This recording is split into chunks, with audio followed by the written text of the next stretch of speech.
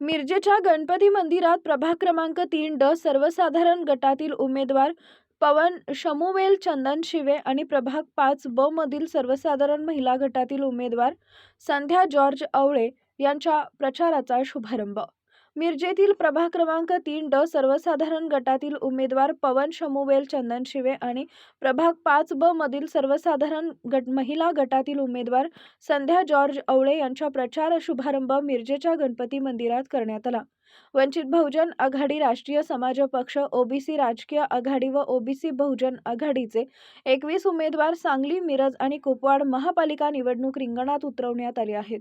प्रस्थापित पक्षांनी सर्वपक्षीय एससी, एसटी, ओबीसी, विजयंती आणि ख्रिश्चन समाज बांधवांना उमेदवारी नाकारली आहे. मात्र या नव्या आघाडीमार्फत तेच उमेदवार आरक्षित आणि सर्वसाधारण जागेवर आता उभे केले आहेत, अशी माहिती रासपचे यांनी दिली आहे. राष्ट्रीय समाज पक्षाचे प्रदेश सरचिटणीस अजितदादा पाटील आणि सांगली जिल्हा अध्यक्ष बंडू डोंबाळे सर यांनी दिली आहे. यावेळी कालिदास गाडवे, सत्यजित गलांडे, अखिल नगारजी, संभाजी टेंगले, सुभाष पाटील, विभूते, रमेश लवाटे, ख्रिस्ती समाजाच्या नेत्या वंदना शमुवेल चंदनशिवे आणि जॉर्ज आवळे हे उपस्थित होते.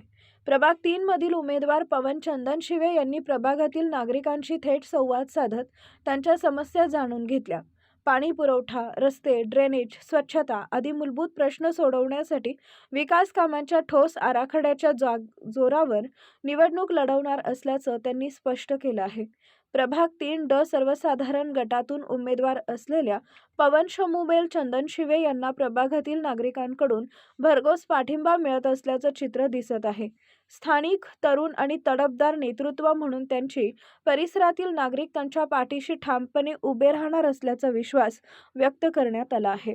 राष्ट्रीय समाज पक्षाचे उमेदवार पवन शमुवेल चंदनशिवे यांच्या कबश या निवडणूक चिन्हासमोरील बटन दाबून पवन चंदनशिवे यांना मोठ्या मताधिक्यानं विजयी करण्याचं आवाहन यावेळी कार्यकर्त्यांनी केलं आहे.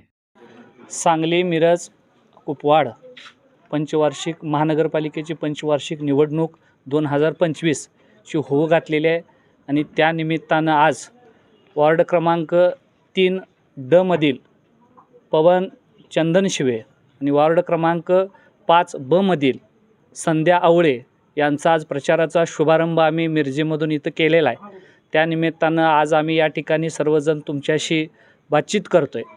खरं पाहिलं तर या निवडणुकीकडे आपण ज्या वेळेला बघतोय तर ह्या सगळ्या पक्षांचं सेटलमेंटचं राजकारण चाललेलं आहे. म्हणजे शरदचंद्र पवार गटाचा असू द्या, त्यांनी अजितदादा गटाला बाय दिलेलं आहे. अजितदादा गट असू द्या, कुठं शिंदेच्या शिवसेनेला बाय दिलेलं आहे. या दोघांना काँग्रेसनं बाय दिलेलं आहे. म्हणजे ह्यांचं सगळ्यांचं सेटलमेंटचं राजकारण चाललेलं आहे. म्हणून आम्ही आज राष्ट्रीय समाज पक्ष असू द्या, वंचित बहुजन आघाडी असू द्या किंवा अनेक समविचारी पक्षांच्या माध्यमातून, संघटनेच्या माध्यमातून आम्ही एक सक्षम पर्याय या महानगरपालिका क्षेत्रातील लोकांसमोर आणतोय. तुम्ही सगळ्यांनी याला ताकद द्यावी. या वार्डातून पण हा इथं एस सी असू द्या, ख्रिश्चन धर्मीय असू द्या किंवा अनेक वंचित अल्पसंख्याक असू द्या, ह्यांचा एक वार्ड आहे. अनेक लोकांची या ठिकाणीतून लोकसंख्येच्या नुसार प्रतिनिधित्व मिळावं ही सगळ्यांची अपेक्षा होती.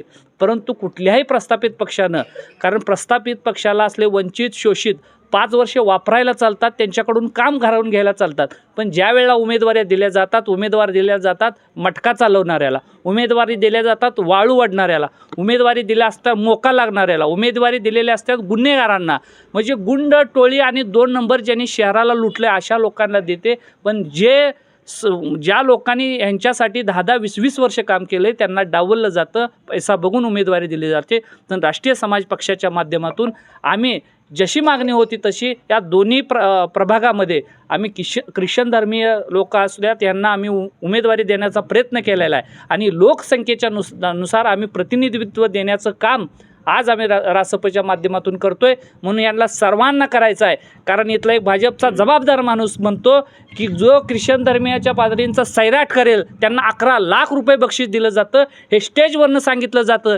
त्यावेळेला भारतीय जनता पार्टी असू द्या किंवा कुठलाच इथला प्रस्थापित पक्ष त्याच्या विरोधात ब्रश शब्द काढत नाही. आणि जर त्या आपल्या म्हणून यांना सगळ्यांना मला या माध्यमातून आव्हान करायचं आहे, जे तुमचा सैराट करून खून करणाऱ्याला 11 लाख रुपये बक्षीस देणार आहेत त्यांना गाडण्यासाठी आम्ही तुमच्यातलीच माणसं राष्ट्रीय समाज पक्षाच्या माध्यमातून देतोय. यांच्या पाठीमागं तुम्ही उभा राहायचं आहे आणि प्रचंड बहुमताने यांना विजयी करायचा आहे. आणि 100% दोन्ही वार्डातील हे आमचे उमेदवार विजय होऊन सांगली महानगरपालिकेमध्ये राष्ट्रीय समाज पक्षाचं खातं उलगडणार आहे. एवढंच या प्रसंगी मी सांगतो. सांगली, मिरज व कुपवाड शहर महानगरपालिका सार्वत्रिक निवडणूक 2026 यासाठी राष्ट्रीय समाज पक्ष, वंचित बहुजन आघाडी व इतर घटक पक्ष समविचारी लोकांना एकत्रित घेऊन आम्ही एक सक्षम पर्याय या शहरामध्ये देण्याचा एक प्रयत्न केला आहे.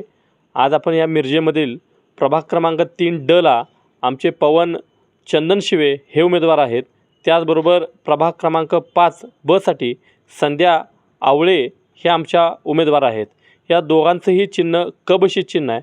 आणि यांच्या प्रचारासाठी इथं आल्यानंतरनं प्रामुख्यानं बघितलं तर आज ह्यांच्या विरोधात ज्यांची लढत आहे असं दाखवलं जातं आहे ते सत्तेमध्ये तिघेही एकत्र आहेत. म्हणजे इथं भाजप लढतं आहे, एकनाथ शिंदेंची शिवसेना लढते, त्याचबरोबर अजितदादांची राष्ट्रवादी लढते. पण मला ह्या सांगली, मिरज, कुपवाड महानगरपालिकेतल्या जनतेला या निमित्तानं सांगायचं आहे, घड्याळाला मत म्हणजे भाजपला मत, धनुष्यबाणाला मत म्हणजे भाजपला मत, आणि भाजपला मत म्हणजे संविधान विरोधी लोकांना मत. हे तुम्ही प्रामुख्यानं लक्षात घेतलं पाहिजे. आणि आपण खऱ्या अर्थानं संविधानाची संरक्षणासाठी, या शहराच्या सर्वांगीण विकासासाठी आपण एक लढाई लढतो आहे. ही जनतेची लढाई आहे, धनशक्तीच्या विरोधात जनशक्तीची लढाई आहे. जनसामान्यांचे आवाज बनून काम करणाऱ्या माणसांना या ठिकाणी राष्ट्रीय समाज पक्षानं संधी दिलेली आहे. ही दोन्ही माणसं लोकांच्या संपर्कात असणारे आहेत. म्हणजे आमच्या ताई असतील किंवा हा आमचा युवक असेल, हा अतिशय मोठ्या लोकांच्या विरोधात लढतो आहे. पण निश्चित ह्यांच्या मागे जी ताकद आहे, आज दिवसभर ह्या प्रभागामध्ये फिरल्यानंतरनं निश्चित लोकांनी सांगितलं आहे तुम्ही चिंता करू नका, ह्या दोन्ही उमेदवारांना आम्ही अतिशय प्रचंड बहुमताने निवडून देणार आहे. आमची माणसं आहेत, आमचे प्रश्न, उमेदवार कसा असावा, लोकांनी जनतेनं त्याचा हात धरून काम करून घेता आलं पाहिजे. एखाद्याला निवडून दिलं तो माणूस इथं प्रभागामध्ये येऊ शकत नाही, अशा माणसाला उमेदवारी देऊन मतदान देऊन काय करायचं, हे लोकांचे प्रश्न आहेत, हे ते लोकांच्या समस्या आहेत. आजही देशाच्या स्वातंत्र्याच्या 79 वर्षानंतर वॉटर गेटर मीटरच्या पलीकडे निवडणुका जात नाहीत. आमची भूमिका आहे, ह्या तरी मूलभूत अधिकार आहेत, हे आम्हाला मिळालेच पाहिजेत. पण याच्या पलीकडे जाऊन ह्या प्रभागामध्ये डिजिटल शाळा झाल्या पाहिजेत, अतिशय चांगल्या पद्धतीने रस्ते झाले पाहिजेत. इथं जागृती मतदारांमध्ये आहे. आणि त्याच माध्यमातून निश्चित ह्या दोन्ही उमेदवारांना राष्ट्रीय समाज पक्षाच्या कबशी चिन्हासमोरील बटन दाबून प्रचंड बहुमताने येथील स्वाभिमानी जनता निश्चित विजय करेल. आणि हे प्रस्थापित तिघंही एकमेकांच्या विरोधात भांडलेलं दाखवत आहेत. राज्यात सत्तेत एकत्र बसलेत, पण तिघंही आज एकमेकांच्या विरोधात इथं लढत आहेत. हे यांची नाटकं आहेत. सगळे एकच आहेत, एकाच मानेची मळ आहेत. सगळ्यांनी मिळून भ्रष्टाचार केलेला आहे, विकासापासून वंचित ठेवण्याचं काम केलेलं आहे. त्यामुळे ह्यांना हद्दपार करून या सामान्य जनतेचा आवाज बनून लढणाऱ्या माणसांना निवडून द्यावं, हे आव्हान मी आपल्या माध्यमातून या स्वाभिमानी मिरजकरांना करतो आहे. या ठिकाणी प्रामुख्यानं सांगायचं झालं तर प्रभाग क्रमांक 3D उमेदवार आमचे पवन चंदनशिवे असू देत किंवा आमच्या ताई प्रभाग क्रमांक 5B संध्या आवळे असू देत, म्हणजे या प्रभागातील जनतेची मागणी होती, ख्रिश्चन समाजाची विशेषतः मागणी होती की ख्रिश्चन समाजातल्या एखाद्याला होतकरूला उमेदवारी द्यावी. पण इथल्या प्रस्थापित पक्षांनी कुणालाही उमेदवारी दिली नाही. पण राष्ट्रीय समाज पक्षानं आज ही दोन्ही उमेदवार आम्ही देण्याचा एक प्रयत्न केलेला आहे. कारण आजपर्यंत तुम्ही बघितलं, मी मगाशी सांगितलं की घड्याळाला मत म्हणजे भाजपला मत, धनुष्यबाणाला मत म्हणजे भाजपला मत, आणि भाजपला मत म्हणजे ख्रिश्चन धर्माच्या विरोधात ज्यांनी भूमिका मांडल्या, ज्यांनी विरोध केला, ज्यांनी बक्षिसं लावली होती, या जिल्ह्यामध्ये येऊन इथं बक्षिसं लावण्याचा प्रयत्न केला होता, या सगळ्यांना चपराक देण्याचा प्रयत्न आम्ही राष्ट्रीय समाज पक्षाच्या माध्यमातून केलेला आहे. आणि इथल्या हा प्रभाग 3 नंबर असू दे किंवा 5 नंबर असू दे, हा वंचित, उपेक्षित, शोषित, कामगार, कष्टकरी वर्गाचा हा प्रभाग आहे. ह्या प्रभागातल्या सगळ्या कष्टकऱ्यांना, कामगारांना मी विनंती करतो आहे, तुम्ही जागृत व्हा आणि या माध्यमातून ही आपली माणसं आहेत, ह्यांना मतदान देऊन प्रचंड मताने आपली ताकद दाखवण्याची संधी आलेली आहे. ही ताकद विजयापर्यंत जाऊ शकते, हा आत्मविश्वास आमच्यामध्ये निर्माण झाला पाहिजे. आणि 16 तारखेला निश्चित मी आत्मविश्वासानं सांगतो, गुलाल हा आमच्या विजयी उमेदवार म्हणून आमच्या उमेदवारांच्या अंगावरती पडलेला असेल, हा आत्मविश्वास देखील या ठिकाणी व्यक्त करतो.